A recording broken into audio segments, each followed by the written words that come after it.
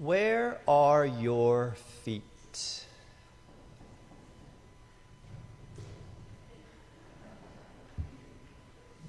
That's a question Cynthia Bourgeau recently asked a group of clergy on a recent retreat.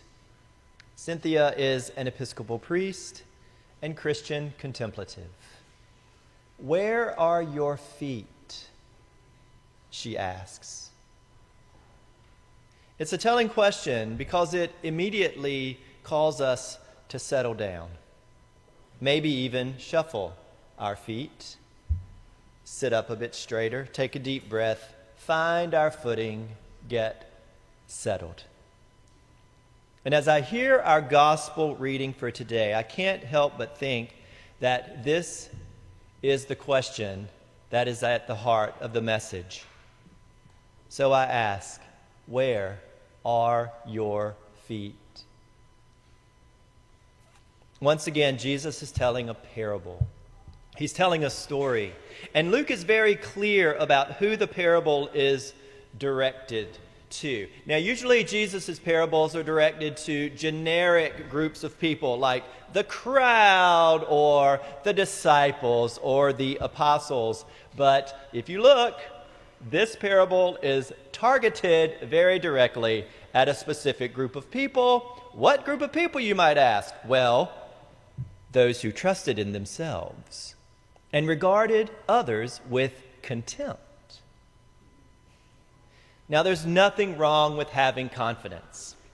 Do not mishear me. There is nothing wrong with doing work on yourself and finding strength in yourself. But we all know what Jesus is talking about here. He's talking about those people who think themselves better than other people, more righteous than other people. Jesus is talking to people who have lost their spiritual footing. Now, the first character is the Pharisee.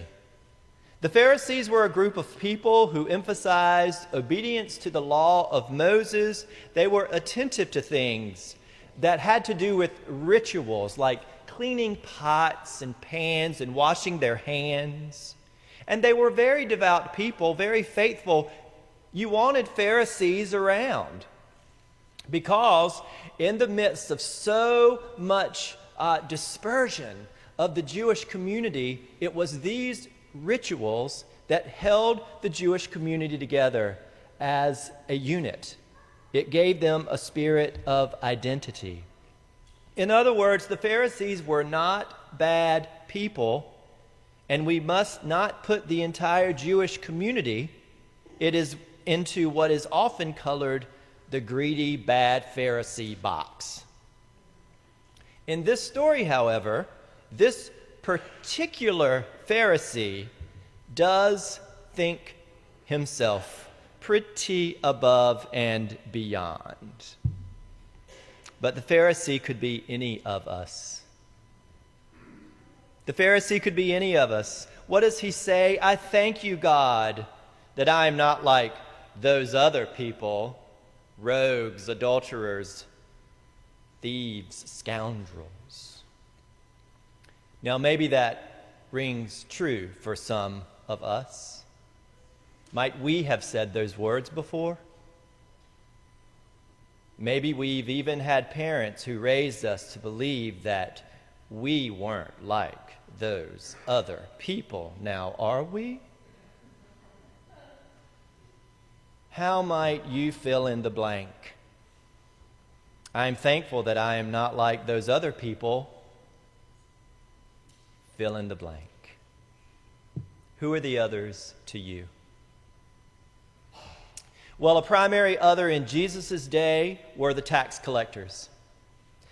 Character number 2 in the story, tax collector. They were part of the Roman system. And the Roman government hired people to collect taxes from the citizens.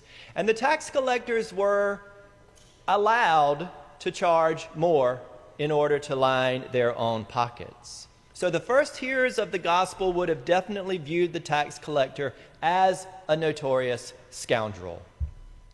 But today we're invited to listen in on their prayers. How about that?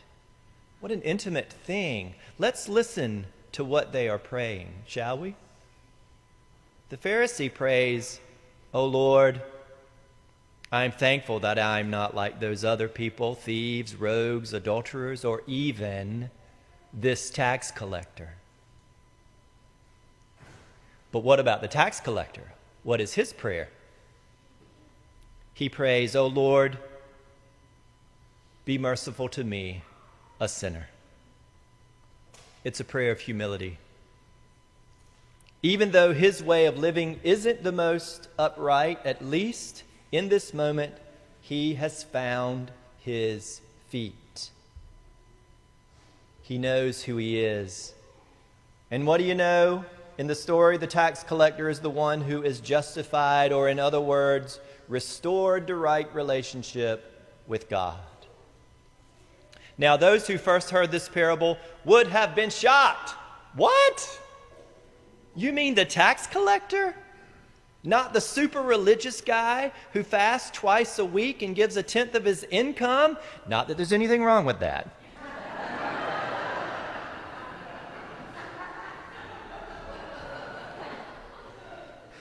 As I said, the Pharisee isn't all bad. He is, however, the problematic character here because he cancels the tax collector. He thinks that the tax collector is outside of the warmth of God's grace and mercy. But the parable tells us that the Pharisee, the righteous one, is incorrect. What is the work of this parable today? What is the work of this parable in our own lives today? Well, I think that Jesus, Luke, and this parable, they're all drawing our attention to the either-or nature of our society today. Either this or that. Either this or that. We are so inclined to draw lines in the sand. And we are quick to create us's and them's. Lord, I give thanks that I am not like them, those other people, those other Christians. I'm glad, Lord, that I'm not judgmental like all those other people. I'm glad that I'm not a snob like the people from that other church. I'm glad I don't preach long, boring sermons like those other preachers do. Not here, of course. I'm glad that I'm not lazy like all those other people. In essence, this way of thinking, it just creates an either-or mentality that leads to further fragmentation. You've heard me talk about the Jewish New Testament scholar Amy Jill Levine, and she suggests that there's a translation issue here, and y'all know I love a good translation issue. She says that rather than saying of the tax collector that he is the man that went home justified rather than the other, she suggests that an alternative translation is that this man went home justified alongside the other. How about that? Both are justified, the Pharisee and the tax collector? Could it be that this parable calls us not to an either-or worldview, but to a both-and worldview? A worldview in which we see ourselves as connected, as a body, as a unit, as a system in which no one is dispensable and all can be redeemed. Could it be that this parable creates space for both the tax collector and the Pharisee? Creates room for both of them at the table. I pray so, because we need Pharisees.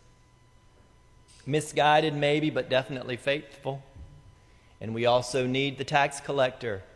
Shady, maybe, but blessed, with moments of humility and change and self-awareness. They both, it seems, have a little work to do. but we are no different. I can be a little proud from time to time, and it's very hard for me to admit that I'm wrong. In fact, I am often frightened when I don't feel like I have the answers. Within us is the ego of the Pharisee who prays, "Don't make me like them." And within us is the self-awareness of the tax collector who prays, "Have mercy on me, for I have missed the mark." Both voices are there. We can get so lost in creating those people that we lose sight of the God-given nature of us. Our minds can get ahead of our feet, and our feet can get ahead of our minds. But here in church, the blessing is that we get to catch up with ourselves. We sit and we listen. We stand and we sing. We kneel, we confess, and we're forgiven. All of these things serve to remind us not of how badly we have screwed up, but of God's constant call to call us back to our true, genuine selves. Where are your feet? What a great question to ask here, where we stop for just a little while to remember who we are. We confess not to feel guilty, but to be pulled into a sense of unity that can only be found in the forgiveness of God. And then we do find our feet, if not our physical feet, the feet of our hearts, as we slowly move intentionally to this altar rail and we kneel. And we kneel not as us's and them's. We kneel together, the Pharisees beside the tax collectors, the self-righteous beside the self-deprecating, the peacemaker beside the troublemaker, the humble beside the haughty, those who push our buttons beside those who reset our buttons, the know-it-alls beside the ones who are trying to figure it all out. This is where we land. At the end of the day, we're just a great big collection of other people. But we are God's people, ones who are trying to find our way. And God just can't help but love us all. No exceptions.